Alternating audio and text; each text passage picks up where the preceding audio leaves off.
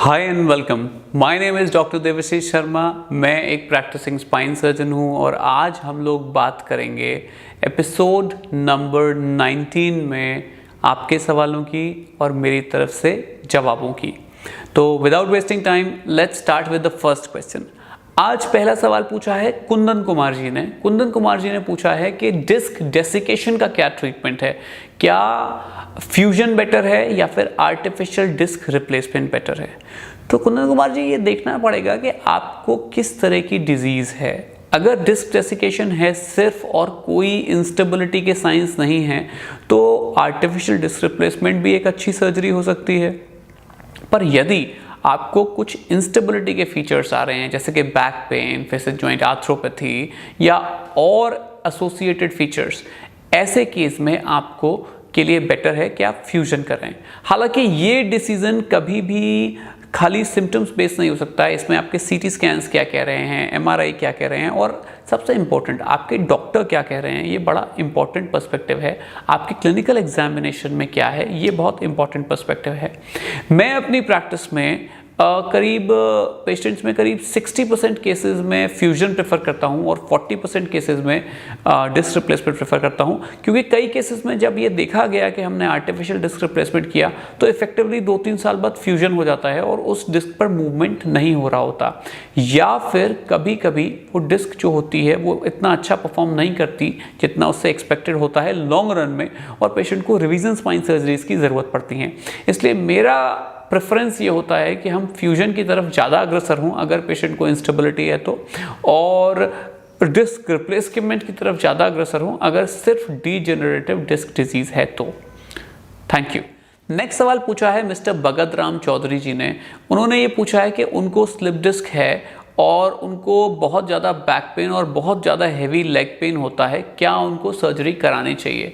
तो देखिए भगत राम जी, सर्जरी एक ऐसी चीज़ है जो हमें ये देखना चाहिए कि हमें कितना पेन हो रहा है। अगर आपको पेन ज़्यादा हो रहा है, अगर आपको लग रहा है कि रिलेटिवली आपकी लाइफ अच्छी नहीं चल रही है, आप बार बार दवाइयाँ लेते हैं, इलाज नहीं से फ़ायदा लॉन्ग टर्म या परमानेंट नहीं हो रहा है, आप फिजियोथेरेपी ट्राई कर चुके हैं, आप मेडिसिन ले चुके हैं और आपने अलग अलग तरह के ट्रीटमेंट लिए हैं, तो बेस्ट रहेगा अगर आपके डॉक्टर को लगता है कि सर्जरी से आपको अच्छा रिजल्ट दे सकते हैं तो आप सर्जरी की तरफ जा सकते हैं और डरने की इसमें कोई बात नहीं है।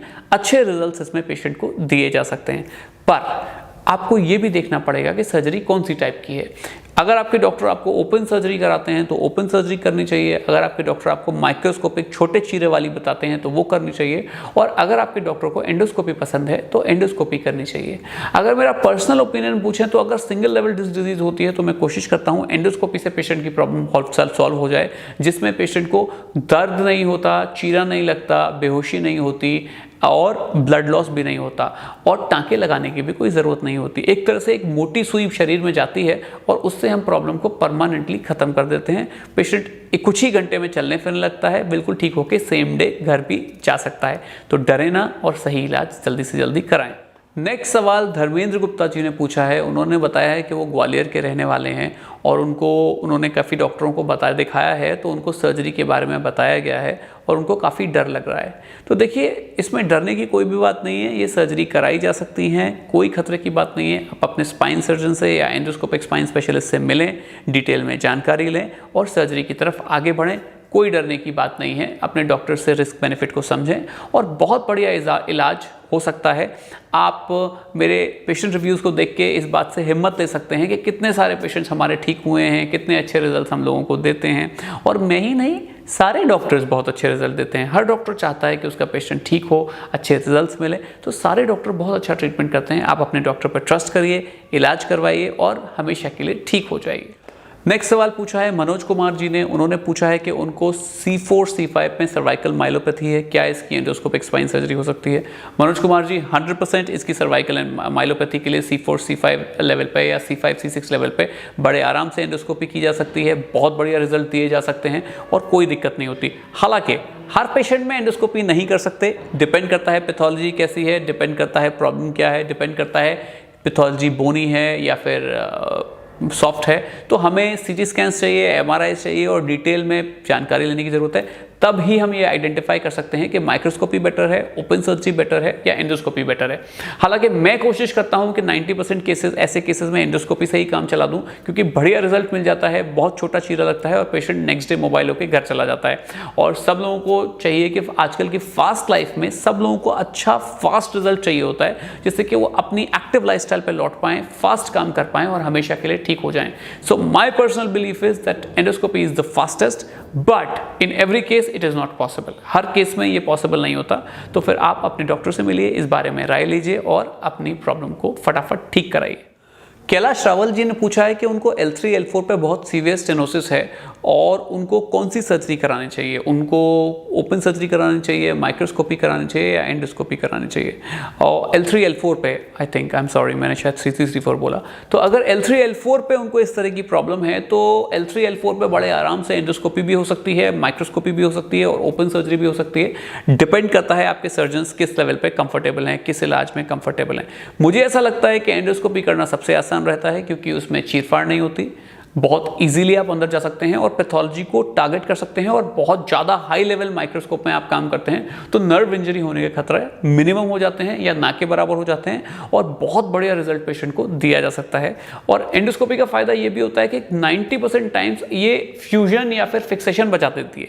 अगर आप सर्जरी करा रहे हैं जिसमें आपको हम एंडोस्कोपी कर रहे हैं तो स्क्रू लगाने की ज़रूरत 90% केसेस में कम हो जाती है। बहुत कम पेशेंट्स में स्क्रू या पेच लगाने पड़ते हैं, फ्यूजन की आवश्यकता ही नहीं रहती। आप डीकम्प्रेशन करके पेशेंट को ठीक कर सकते हैं। डिस्क रिप्लेसमेंट की आवश्यकता एंडोस्कोपी कम कर देती है। तो मेरे हिसाब से अगर L2 L3 लेवल है या L4 L5 लेवल है तो बड़े आराम से इसमें एंडोस्कोपी से रिजल्ट दिया जा सकता है। हालांकि ये इस पर भी डिपेंड करता है कि जो ऑपरेटिंग सर्जन है वो किस टेक्निक में बड़े कंफर्टेबल हैं, किस टेक्निक में उनकी ट्रेनिंग है, किस टेक्निक से वो अच्छा रिजल्ट देते हैं।